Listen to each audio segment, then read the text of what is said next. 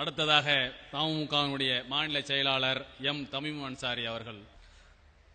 மண்டிய இருள்களுக்கும் மக்களின் எழுச்சி, மாற்று அரசியலுக்கான மாபெரும் புரட்சி என்ற முழக்கத்தோடு கூடியிருக்கும் சகோதர சகோதரிகளே, உலகமெங்கும் இந்த நிகழ்ச்சியை இணையதளத்தின் வாயிலாக கண்டுகொண்டிருக்கும் நண்பர்களே, அஸ்ஸலாமு அலைக்கும் வரஹ்மத்துல்லாஹி வரகாத்துஹு. வரலாறு மீண்டும் திரும்புகிறது. வஞ்சிக்கப்பட்ட மக்கள் அதிகாரத்தை கைப்பற்றுவதற்காக இங்கே கூடியிருக்கின்றோம். நாம் இங்கே கூடியிருப்பது களைவதற்காக அல்ல, இன்ஷா அல்லாஹ் நாளை அணிதிரள்வதற்காக என்பதை நாம் இங்கே நிரூபித்திருக்கின்றோம். இன்று தாம்பரத்தில் கொடியேற்றிருக்கிறோம். விரைவில் நாடாளுமன்றத்தில் நமது கொடி பறக்கும். இன்று செங்கோட்டை வடிவ மேடையில் நாம் அமர்ந்திருக்கிறோம். இன்ஷா அல்லாஹ் செயின்ட் ஜார்ஜ் கோட்டையில் நமது உறுப்பினர்கள் அமர்வார்கள். மாவோ சீனாவிலே நெடும்பயணத்தை நடத்தினான். சீனாவுடைய வரலாறு மாறியது. சேக்குவாரா கியூபாவிலே புரட்சி படையை நடத்தினார். கியூபாவின் வரலாறு மாறியது. நெல்சன் மாண்டேலா குமரி எழுந்தான். தென்னாப்பிரிக்காவின் வரலாறு மாறியது. இரண்டாம் சுல்தான் சலாவுதீன் அய்யூபி பொங்கி எழுந்தான். பாலஸ்தீனத்தின் வரலாறு மாறியது. இதோ மனிதநேய மக்கள் கட்சி புறப்படுகிறது. இன்ஷா அல்லாஹ் இந்தியாவின் சரித்திரம் மாறப்போகிறது. வரலாற்றை அதன் திசையில் அல்ல, எங்களுடைய திசையில இன்ஷா அல்லாஹ் அழைத்து போக போகிறோம். இந்துக்கள், முஸ்லிம்கள், கிறிஸ்தவர்கள் என அரசியலை பிரித்தவர்களின் ரதமும் இனி ஓடாது, ரத்தமும் இனி ஓடாது. இந்துக்களையும் முஸ்லிம்களையும் கிறிஸ்தவர்களையும் அரவணைத்து மனிதநேய அரசியலை இன்ஷா அல்லாஹ் அந்த மனிதநேய மக்கள் கட்சி கட்டி எழுப்ப போகிறது. நாங்கள் தடமாறவில்லை, புதிய தடங்களை பதிக்கிறோம். நாங்கள் வேட்டையை நிறுத்தவில்லை, புதிய காட்டை நோக்கி பயணிக்கிறோம். நாங்கள் கொள்கையை இழக்கவில்லை, பாதைகளை மாற்றவில்லை, குதிரைகளை மாற்றுகிறோம். இந்த கூட்டம் ஒன்றை தெளிவாக பிரகடனம் செய்கிறது. லட்சக்கணக்கான மக்கள் இங்கே திரண்டிருக்கிறார்கள். கூட்டத்தின் ஒரு பகுதி இங்கே இருக்கிறது, இன்னொரு பகுதி வெளியே நின்று கொண்டிருக்கின்றது. சாலைகள் திணறி கொண்டிருக்கின்றன, ஸ்தம்பித்து போயிருக்கிறது. சென்னை மாநகரத்தின் பெரும்பகுதி என்பதை யாரும் மறுக்க முடியாது. சிலர் கட்சிகளை தொடங்குவார்கள், கவர்ச்சிகரமான முழக்கங்களை எழுப்புவார்கள். அந்த கட்சிகளுடைய நிலை எப்படி இருக்கும்? அவர்கள் வடக்கே இருப்பார்கள், தெற்கே இருக்க மாட்டார்கள், கிழக்கே இருப்பார்கள், மேற்கே இருக்க மாட்டார்கள். ஆனால் தொடங்கும் போது இந்த மனிதநேய மக்கள் கட்சி 30 மாவட்டங்களை சேர்ந்த மக்களை கொண்டு கம்பீரமாக கட்டி எழுப்பியிருக்கிறது. ஒன்றை தெளிவாக சொல்கிறோம், சும்மா சொல்லவில்லை, சுட்டி சொல்கிறேன். தமிழ்நாட்டின் 5வது மிகப்பெரிய கட்சியாக இந்த மனிதநேய மக்கள் கட்சி தொடக்கத்திலேயே உருவாகி இருக்கிறது. இனி எனக்கு முன்னால் பேசியவர்கள் சொன்னார்கள், நாம் யாரோடு போவோம் என்பதை விட நம்மோடு யார் வருவார்கள் என்பதை தான் தமிழ்நாட்டுடைய வரலாறு கூறப் போகிறது என்று சொன்னார்கள். உண்மைதான். இனி கோபாலபுரமும் போயஸ் தோட்டமும் இன்ஷா அல்லாஹ் 7 வடமரக்கார் திருவை நோக்கித்தான் வர முடியும். இந்த வரலாற்றை எவராலும் நிராகரித்து விட முடியாது. வஞ்சிக்கப்பட்டவர்கள் கம்பீரமாய் பொங்கி எழுந்திருக்கின்றோம். இனி எவரும் நம்மை குதிரை சவாரி செய்து விட முடியாது. ஒரு தொகுதி அரசியலை முறியடித்து விட்டோம் என்று சொன்னார்கள்.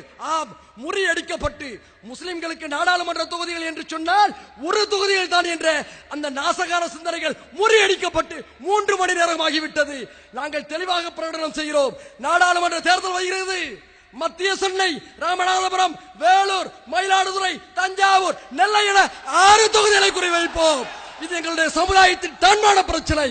நாங்கள் மட்டுமல்ல, எங்களோடு எங்கள் நெஞ்சிற்கிடையே இந்துக்களும் கிறிஸ்தவர்களும் ஒன்று சேர தயாராகிவிட்டார்கள். தமிழ்நாட்டுடைய வரலாறு புதிதாக புறப்படுகிறது. ஒன்று தெரியுமா? இந்தியாவுடைய அரசியலுக்கு தமிழ்நாடுதான் பல நேரத்தில் வழிகாட்டி இருக்கிறது.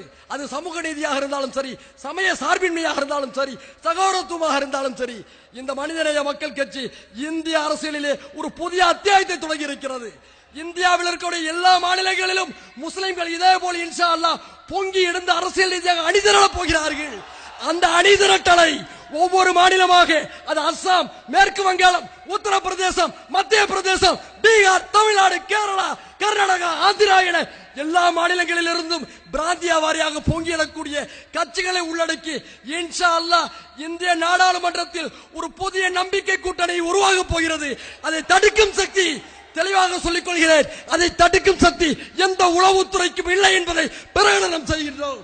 அன்பு சகோதரர்களே, இந்த மனிதநேய மக்கள் கட்சி களம் கண்டிருக்கிறது. 13 ஆண்டுகால பயிற்சிக்கு பின்னாலே தன்னுடைய 14ஆம் ஆண்டிலே தமிழ்நாடு முஸ்லிம் முன்னேற்ற கழகத்தின் கருவறையில் இருந்து இந்த கட்சி உருவாகிறது. இந்த கட்சியின் சாதனையை பற்றி அண்ணன் வீரபாண்டியன் அவர்கள் சொன்னார்கள். இடஒதுக்கீட்டுக்காக இது இயக்கம் நடத்திய போராட்டங்கள், அதை பெறுவதற்காக நடத்திய யுக்திகளை பற்றி எல்லாம் எல்லோரும் சொன்னார்கள். ஒன்று தெரியுமா, இடஒதுக்கீடு சும்மா கிடைக்கவில்லை. தமுக நடத்திய தொடர் யுத்தத்தினால் தான் இடஒதுக்கீடு கிடைத்தது என்பதை எல்லோருக்கும் சொல்லிக் கொள்கிறேன். யார் யாரோ அதற்கு உரிமை கேட்டு வந்தார்கள். உரிமை கேட்பதிலே உங்கள் பழக்கம் வரலாறு நிச்சயமாக புரிந்து வைத்திருக்கிறது. அதனால் தான் அடைத்தோம் இந்த சமுதாய மக்களை. சமுதாயமே இடஒதுக்கீடு பெற்று தந்த பேரியக்கம் அடைக்கிறது. சமுதாயமே தாய் கழகம் அடைக்கிறது. திரண்டு வா என்று சொன்னோம், திரண்டு வந்தார்கள். தமிழ்நாட்டுடைய அரசியல் இன்று உலுக்கி எடுக்கப்பட்டுக் கொண்டிருக்கின்றது. 3.5% இடஒதுக்கீட்டை கலைஞர் அவர்கள் தந்தார்கள், வரவேற்றோம். மாநாட்டின் மூலமாக நன்றியை சொன்னோம். 3.5% இடஒதுக்கீடு எங்களுக்கு பத்தாது. இன்ஷா அல்லாஹ் 6% இடஒதுக்கீடை பெறுகின்ற வரை தமுக ஓயவே ஓயாது. அது மட்டுமா, எங்களுக்கு மட்டும் நாங்கள் கேட்கவில்லை. நம்மை போன்று நசுக்கப்பட்ட தலித் சமுதாய மக்கள் தொகையில ஒரு பகுதியாக இருக்கக்கூடிய அருந்ததியினர் மக்களுக்கு 3% இடஒதுக்கீடு தேவை. அதற்காக இந்த மனிதநேய மக்கள் கட்சி போராட்டங்களை நடத்தும், தொடர்ந்து குரல் கொடுக்கும். 2004 மார்ச் 21 தென்னிந்திய முஸ்லிம்களுடைய வரலாற்றில் புதிய அத்தியாயத்தை தஞ்சை பேரணியின் மூலமாக முஸ்லிம்கள் நடத்தி காட்டினார்கள். அங்கே தமிழ்நாடு, புதுவை உள்ளிட்ட 40 தொகுதிகளிலும் காங்கிரஸ், திமுக, பாமக, மதிமுக, கம்யூனிஸ்டுகள் அடங்கிய கூட்டணியை தமுக ஆதரித்தது. சிந்தாமல் நமது வாக்குகள் அவர்களுக்கு கிடைத்தது.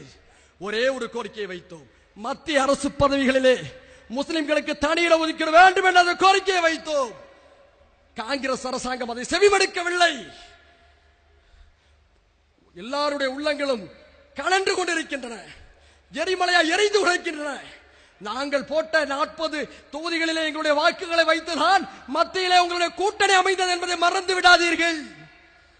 அந்த நீதிபதி ரங்கநாத் மிஸ்ரா அவர்களுடைய கமிஷன் நாடாளுமன்றத்திலே சிறுபான்மையினருக்கு 15% இடஒதுக்கீட்டை தர வேண்டும், அதில் 10% முஸ்லிம்களுக்கு தர வேண்டும் என்று நாடாளுமன்றத்தில் தன்னுடைய அறிக்கையை சமர்ப்பித்து விட்டது. ஆனால் காங்கிரஸ் கட்சி அதை நாடாளுமன்றத்தில் விவாதத்துக்கு வைக்காமல், ஏற்றுக்கொள்ளாமல் அந்த அறிக்கையை முடக்கி போட்டிருக்கிறது. கலைஞர் அவர்களே, சோனியா காந்தி அவர்களே, உங்களை நாங்கள் விரும்புகிறோம். நாங்கள் உங்களோடு இருக்க வேண்டும் என்று சொன்னால் எங்களுடைய நியாயமான கோரிக்கைகள் ஏற்றுக்கொள்ளப்பட வேண்டும். தீர்மானங்களை போட்டு எவரும் எங்களை ஏமாற்றுவதை நாங்கள் ஒரு காலத்திலும் அனுமதிக்க மாட்டோம். எங்களுடைய இடஒதுக்கீடு, கொடுத்த இடஒதுக்கீடு கூட அது ஒழுங்காக கொடுக்கப்படுகிறதா என்பதற்காக ஒரு கண்காணிப்பு கமிட்டி போட வேண்டும் என்பதை நாங்கள் வலியுறுத்துகிறோம். இந்த நிலையிலே நாடாளுமன்ற தேர்தல் வந்து கொண்டிருக்கின்றது. சோனியா காந்தியாக இருக்கட்டும், இந்தியாவுடைய முதுபெரும் தலைவராக இருக்கக்கூடிய கலைஞர் அவர்களாக இருக்கட்டும், எல்லோரையும் நாம் மதிக்கிறோம். ஒரே ஒரு கோரிக்கை வைக்கிறோம், நாங்கள் உங்களோடு இருக்க வேண்டும் என்று சொன்னால் நீதிபதி ரங்கநாத் மிஸ்ரா கமிஷன் பரிந்துரைத்த 10% தனி இடஒதுக்கீட்டை மத்திய அரசு பதவிகளிலே எங்களுக்கு தருவதற்கான உத்தரவாத நடவடிக்கைகள் உடனடியாக தொடங்குங்கள். நாடாளுமன்றம் கூட போகிறது. இறுதி வாய்ப்பு உங்களுக்கு தருகிறோம். இல்லை என்று சொன்னால் மத்திய அரசு பதவிகளிலே இடஒதுக்கீடு என்று நாங்கள் கேட்கக்கூடிய அந்த முழக்கத்தை நீங்கள் நிராகரித்தால் தெளிவாக மத்திய மாநில அரசுகளுடைய உளவுத்துறையை குறித்துக் கொள்ளுங்கள். இனி தமிழ்நாட்டின் வீதிகளை யாராலும் கட்டுப்படுத்த முடியாது என்பதை மட்டும் நீங்கள் தெளிவாக புரிந்து கொள்ளுங்கள் என்று கூறி தமுகவாக இயங்கும் அதனுடைய அரசியல் பிரிவாக மனிதநேய மக்கள் கட்சி இன்ஷா அல்லாஹ் செயல்படும். தெளிவாக ஒன்றை நாங்கள் சொல்லிக் கொள்கிறோம். நேற்றும் அதை சொன்னோம், இன்றும் சொல்கிறோம், இன்ஷா அல்லாஹ் நாளையும் சொல்கிறோம். எங்கள் கொள்கைகளை விலைக்கு வாங்கக்கூடிய ரூபாய் நோட்டுகள் இன்னும் அச்சடிக்கப்படவில்லை என்பதை பிரகடனம் செய்து கொண்டு விடைபெறுகிறேன். நன்றி.